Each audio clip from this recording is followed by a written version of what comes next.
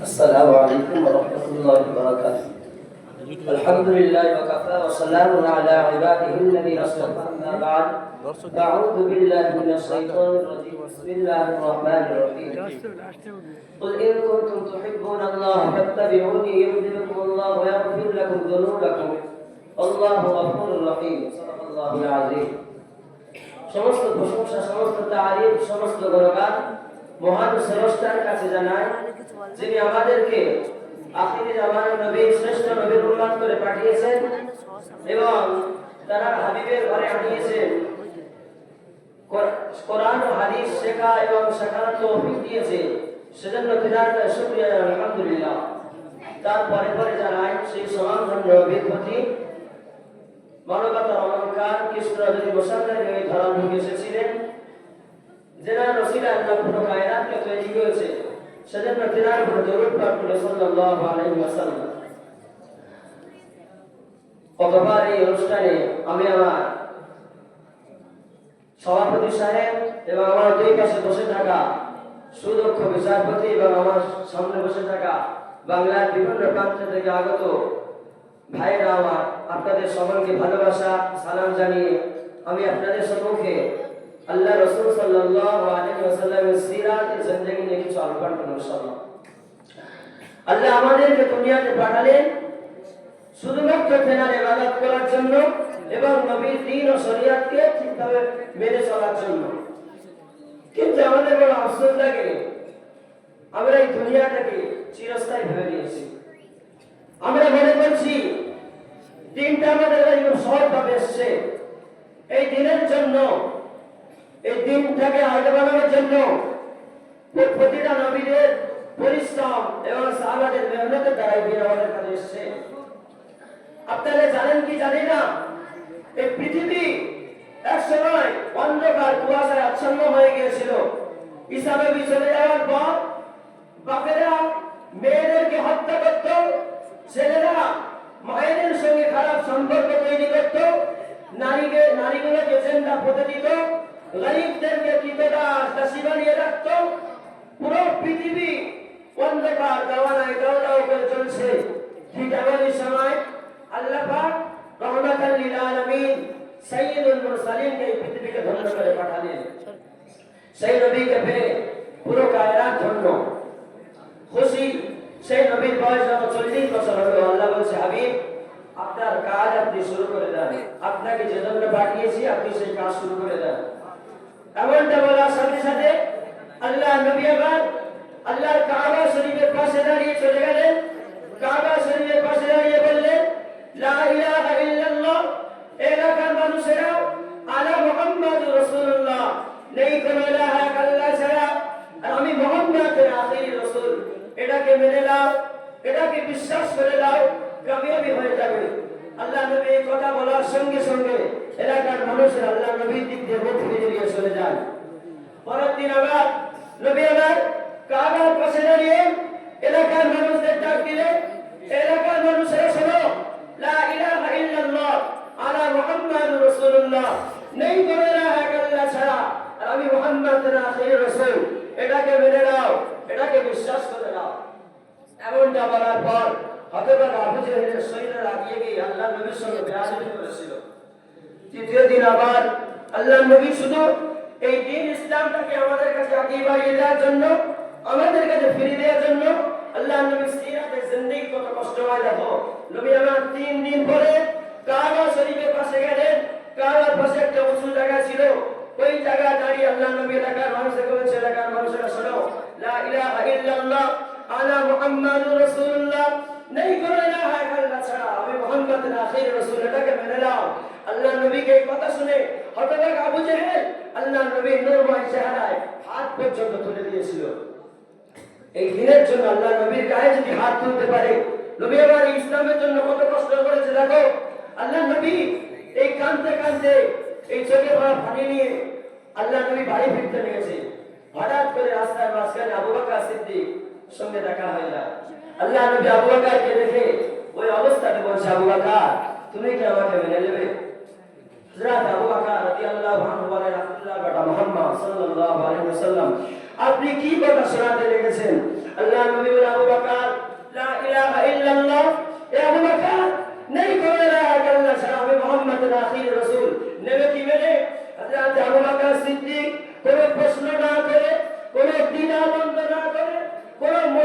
দেখতে না আছে, এক কথাতে আল্লাহ নবীর হাতে হাত দিয়ে দ্বীনে ইব্রাহিমে ছিলেন, দ্বীনে মুহাম্মাদিয়ে চলে আসলেন।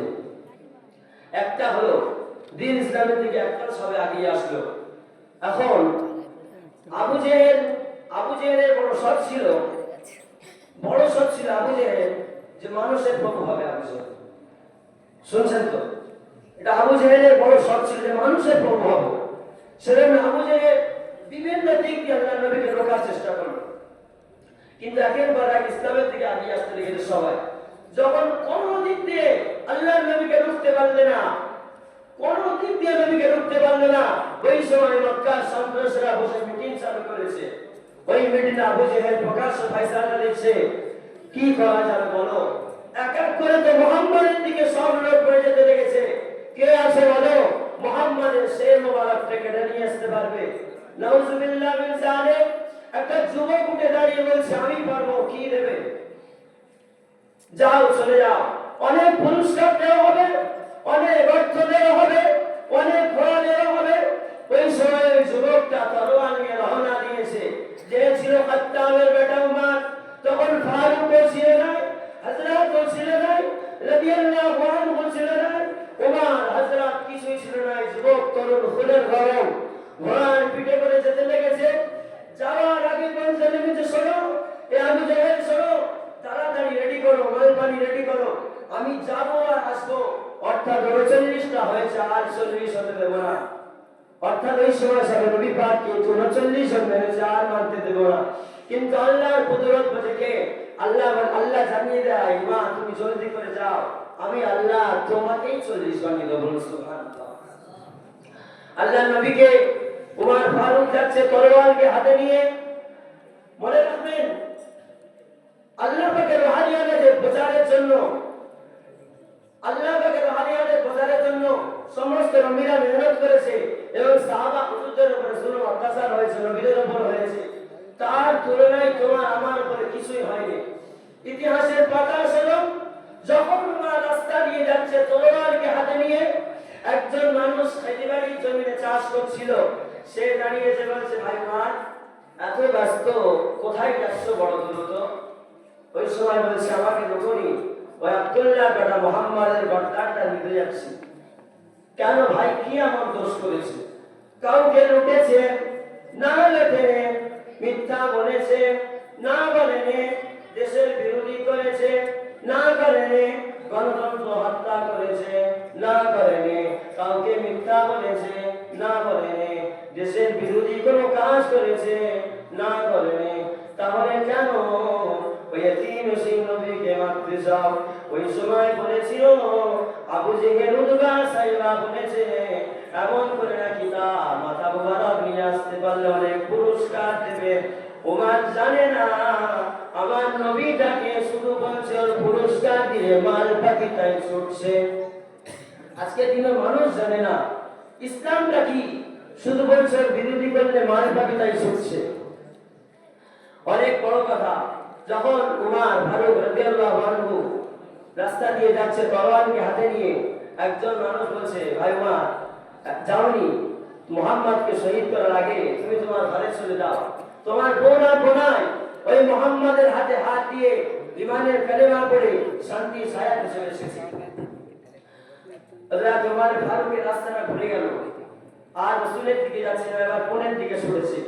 ঘরের বাইরে গিয়ে আওয়াজ দিতে লেগেছে, দরজা খানা খোলো, দরজা খানা খোলো। কিন্তু ভেতর থেকে আওয়াজ আসছে, সূরা তাহা পড়তে লেগেছে, এই আওয়াজ আসতে লেগেছে। কিন্তু সেই সময় এত রাগন্তিক ছিল, এত গরমে ছিল, ওই কোরআনের আয়াত কিন্তু আমাদের হৃদয়কে ছুঁয়ে রেখেছে ঠিকই, কিন্তু ওই সময় এত রাগন্তিক ছিল, এত মেজাজে ছিল। দরজাটা খুলে দেওয়ার পরে বোন আর বোনের উপরে এত অত্যাচার, এত জুলুম করেছে, পুরো শরীর থেকে রক্ত বেরোতে লেগেছে। তথাপি বোন আর বোনের জবান দিয়ে একটা কথা বলে, ভাই উমর, যত আঘাত করো, জীবনের শেষ নিঃশ্বাস পর্যন্ত আমরা শান্তির ইসলামের ছায়া ছাড়ব। হযরত উমর ফারুকের কথা শুনে বোন আর বোনাই এই কথা বললে। হযরত উমর ফারুকের বোন আর বোনাই লাস্টে তেলাওয়াত করছে। অনেক বড় কথা সংক্ষেপ করি।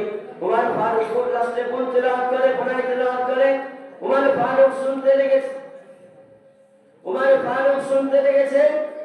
এত শুনতে লেগেছে যখনই, তখনই সত্যকে জানতে লেগেছে। এতক্ষণ সত্যকে জানেনি বলে বিরোধী করেছে, তাই যখনই সত্যকে জেনে গেছে এবার বলছে দেরি করো না, তাড়াতাড়ি আমাকে নিয়ে চলো মুহাম্মাদের কাছে, আমি নিজেকে ওই মুহাম্মাদের কলমে কুরবান হতে চাই। लेके तलवार फारूक घर से, लेके तलवार फारूक घर से कत्ल करने चले थे नबी को, पास पहुंचे रूह करके बोला, ए मोहम्मद तू मुझे कलमा पढ़ा दे। আমার প্রিয় ভাইরা, এই ইসলামটা আমাদের তো সহজে আসেনি। প্রতিটা নবীদের মেহনতে এবং সাহাবা হুজুরদের বড় কুরবানিতে ইসলাম আমাদের কাছে এসেছে। এবং আমি একটা আয়াত তিলাওয়াত করি, কুল ইন কুনতুম তুহিব্বুনাল্লাহ ফাত্তাবিউনি ইউহিব্বুকুমুল্লাহ ওয়া ইয়াগফির লাকুম যুনুবাকুম আল্লাহু গফুরুর রহিম। আল্লাহ বলছে, হাবিব আপনি আমার উম্মতদেরকে জানিয়ে দেন, তারা যদি আমাকে পেতে চায়, আমি আল্লাহ আমাকে যদি পেতে চাই, তাহলে ফাত্তাবিউনি, আগে যেন আপনাকে ভালোবাসে, আপনাকে ইত্তেবা করে, তাহলে আমি আল্লাহ আমাকে পেয়ে যাবে।